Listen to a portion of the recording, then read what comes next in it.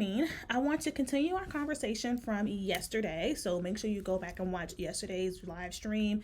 It was basically on some of the common mistakes that a lot of business owners make when trying to generate the revenue they want, in a sense of you end up just putting your energy in a lot of the wrong places, right? Which we know can lead to burnout, can lead to overwhelm, things like that. So we talked about how to course correct.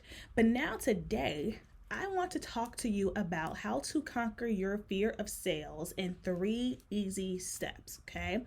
So I don't know about many of you all, but I know for me, sales used to feel very yucky. Even thinking about sales felt yucky. I felt like, that old used car salesman thing was like a real thing. And I think we all have had at least one experience we've either had ourselves or that we observed of engaging with a pushy salesperson, right?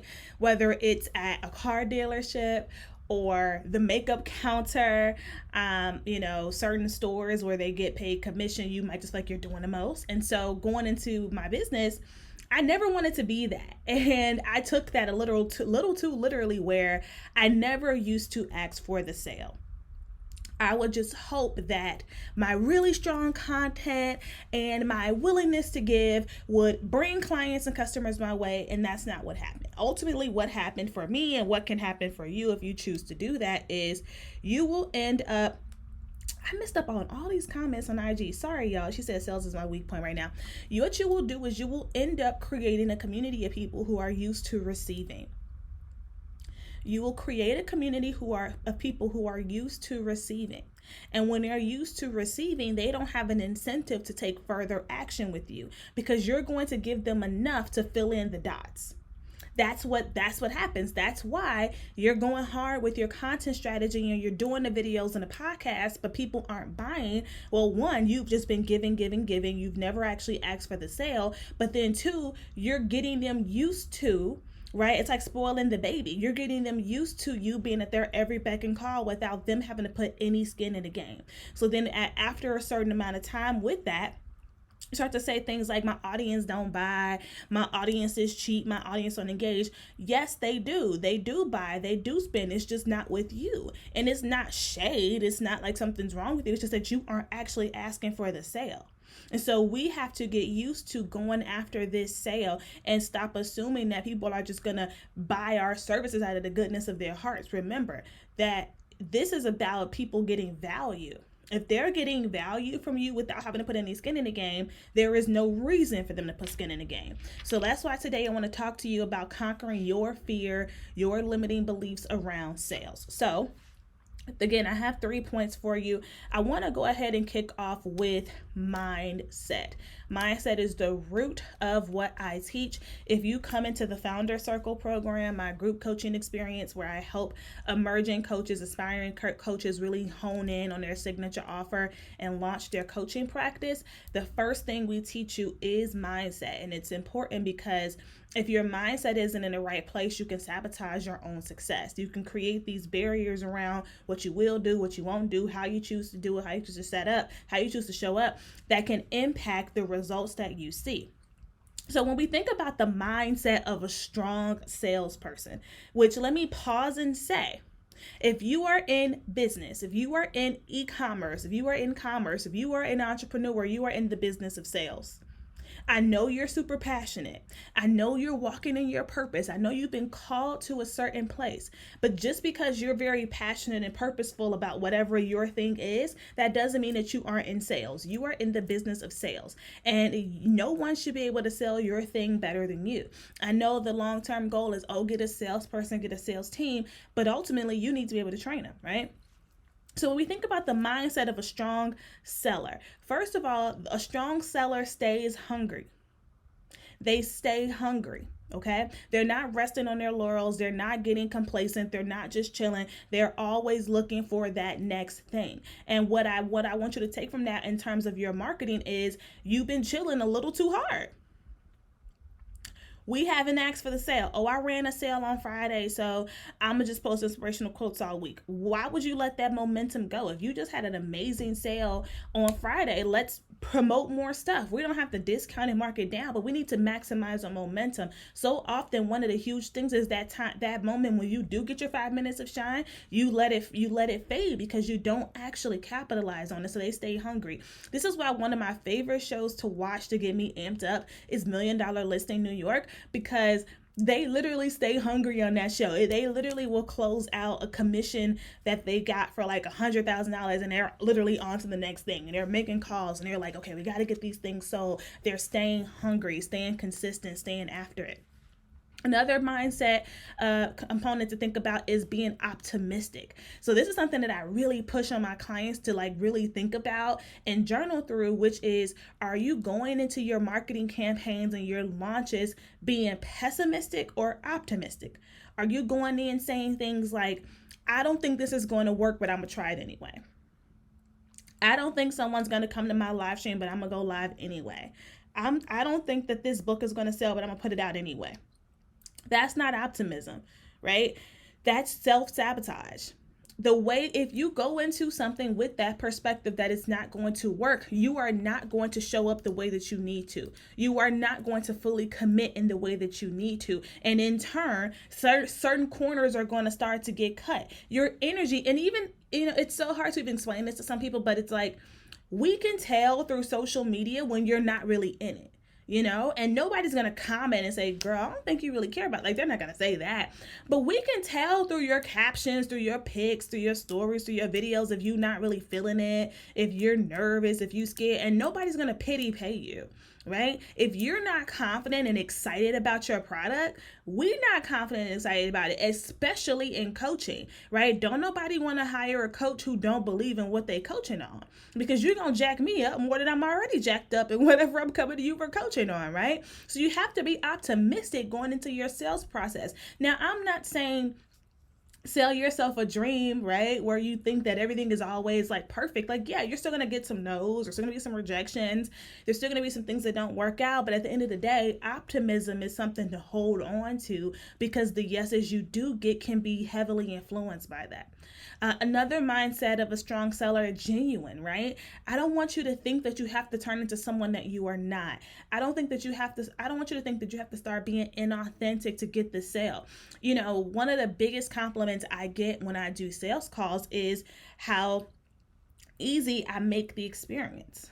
And it's easy. I make the experience easy and seamless for the other person because I'm being genuine. I'm being myself. Like, sure, do I have questions I prepared and things that I want to walk them through to help them get to a yes? Absolutely. But am I faking the funk and trying to be this smooth talker? No, I'm just being myself, and I'm very direct, but I'm also very understanding. I'm very empathetic. I'm very logical. So these are things that people can tell genuinely, because again, I talk to you all a lot about brand experiences.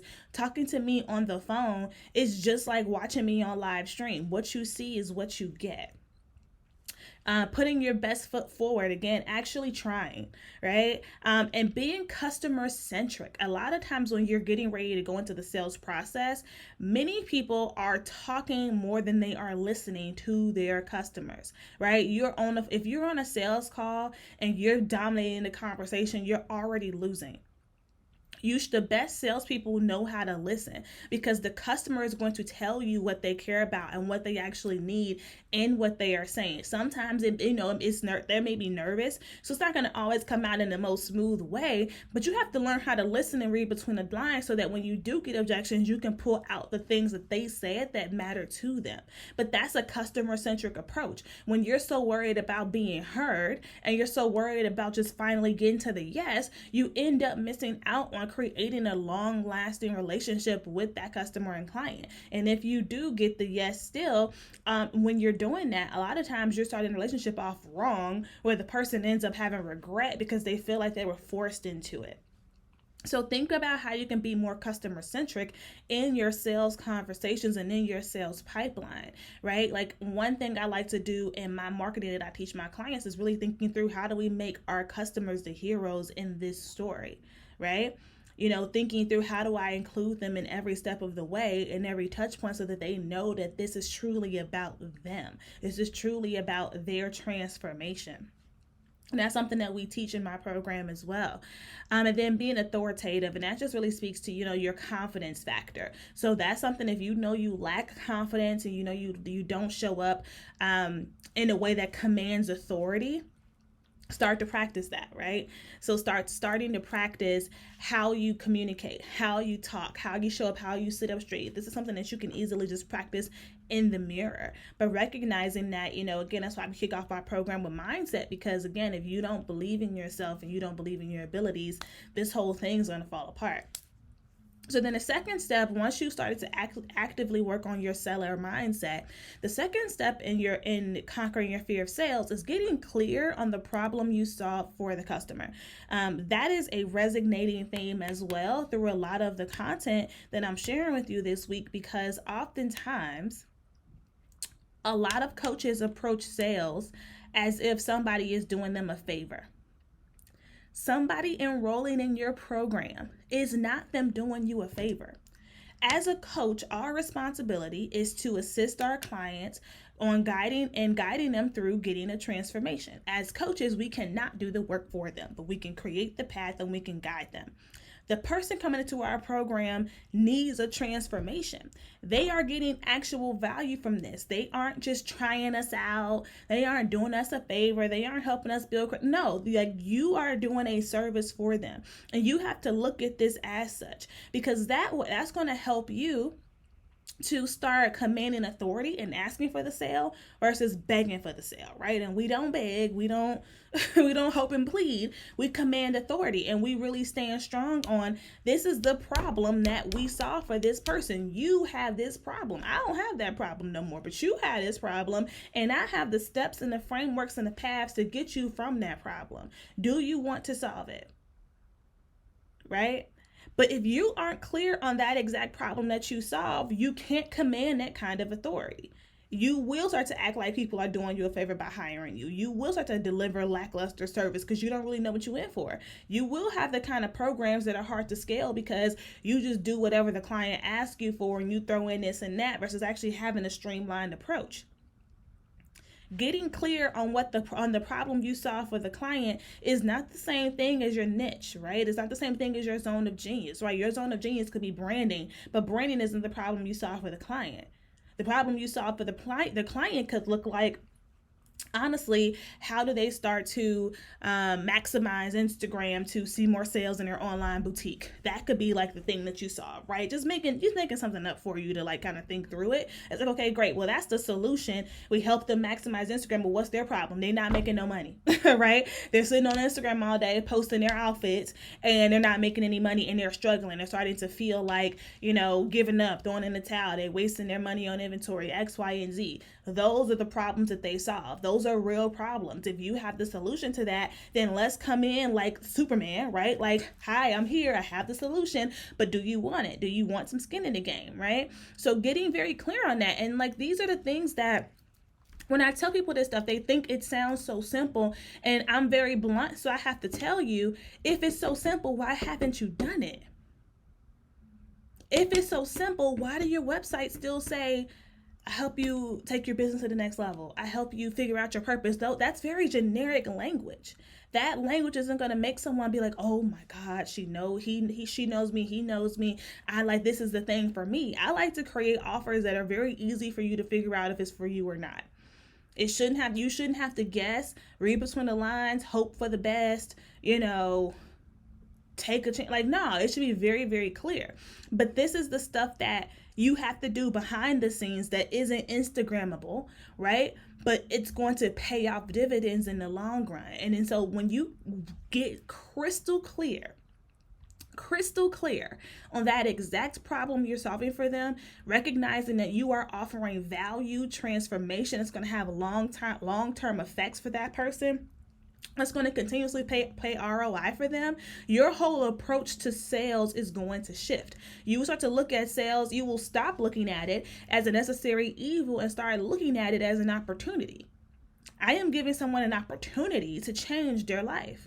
I am giving someone an opportunity to change the trajectory of their business. I am giving someone an opportunity to actually step into their path as a coach and get paid what they should for it, right? So when we pair that with the mindset piece, we're already ready for action. Sales stops becoming this scary thing, right? Sales starts to become this thing that like you actually get excited for. Okay? And then, of course, the last one that I want to give you today is knowing your offer inside and out. So, one thing that will jack you up in sales, even if you're the most confident, is not knowing what you're selling. And I know that sounds like, well, duh. But a lot of people don't know what they're selling. A lot of people have these, proposal style coaching programs and services where you just get on the phone with me and I tell you everything that I want and you say, well, I got to get back to you. You're going to lose the sale. You're going to lose the sale. Even if you are customizing to a certain extent, you need to come to the call with some kind of quote. And coaching, people are typically ready to go. When people are on sales calls and they have that aha shift, they're ready to go. You give them 2 weeks to think about it, it's a wrap. Like, that's not going to happen. So knowing your offer inside and out. In the Founder Circle, we spend an entire module on curriculum. And coaching curriculum is really, really important to me and it's close to my heart. I vet my clients' coaching curriculum very intensely because I'm all about how do we build a results-driven program and how do we build a program that will be scalable in the long term. So while many of my clients come out of the gate doing one-on-one first because it's honestly a necessary, evil, right? I don't want them to start off with one-on-one and then have to rebuild when they're ready to pivot to group, mastermind, course, whatever else. I don't want them to have to start from scratch. I want you to be able to take the foundation you have from this and then easily pivot into that next thing. So we have modules, we have curriculum templates, we have all kind of stuff, built in and really help with that. But part of it is knowing your offer inside and out. Some of the things that we work through is the offer promise. Like, what's the point of this program? We do need an overall offer promise. Who exactly is this program for? Because when you start to create multiple coaching programs, you're going to have multiple types of target customers. And so one program can't serve everybody. You have to really drill down. You have your frameworks, right? Which is your approach to getting them that offer promise. What are your frameworks? What are your proven solutions and methodologies? What are your roadmaps? What kind of systems are we teaching? Are these things documented? Do you have a coaching handbook? Do you have this structured in a way where you will give every client a stellar experience and the same experience? And the beautiful thing about coaching is because it's coaching, right? It's interaction with another human. There is going to be an element of customization to those conversations. So yeah, it won't feel like a straight out the box solution. But at the end of the day, every client should still be learning the same thing because you're taking them all to the same promise. Now you may get segued because of their experiences and different questions they have. Cool. But we can't be going into coaching calls and coaching conversations with nothing. No notes, no outlines, no nothing, right? Your coaching methodology. What's your personal philosophy around approaching that problem that you solve? Because 2 life coaches that help people with getting clarity on their goals would have 2 totally different approaches and frameworks and even beliefs around that. And that's what separates them. But oftentimes we don't even spend time building out what our coaching methodology is to stand out from the competition.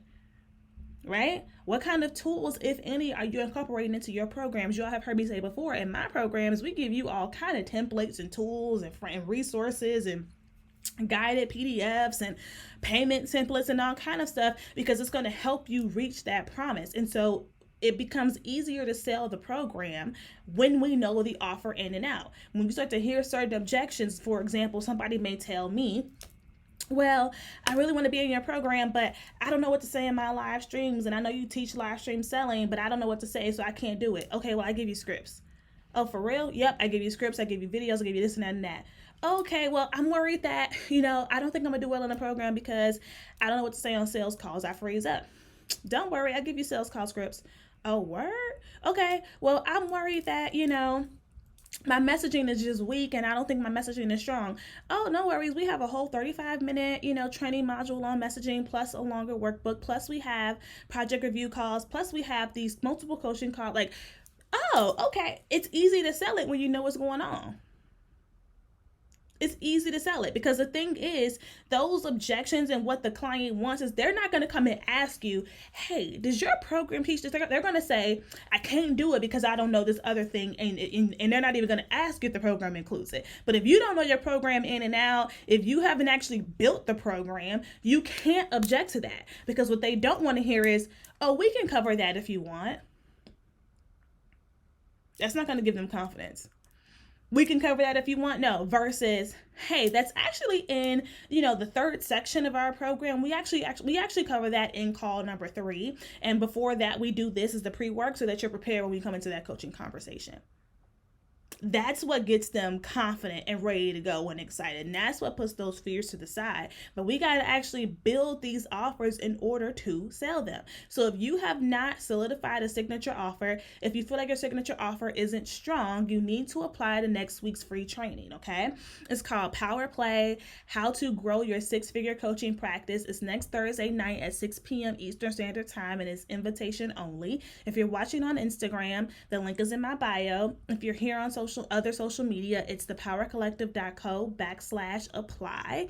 The applications are open until next Wednesday, so that would be the 11th.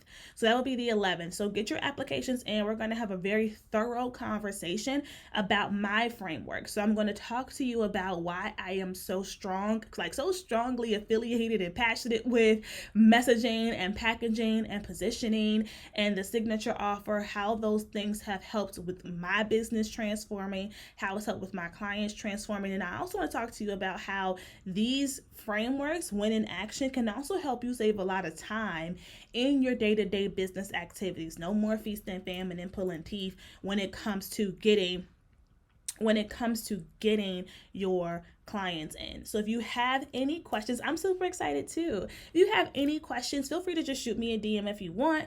With that, you all have an amazing and beautiful weekend, and I will talk to you all in the next video. Bye.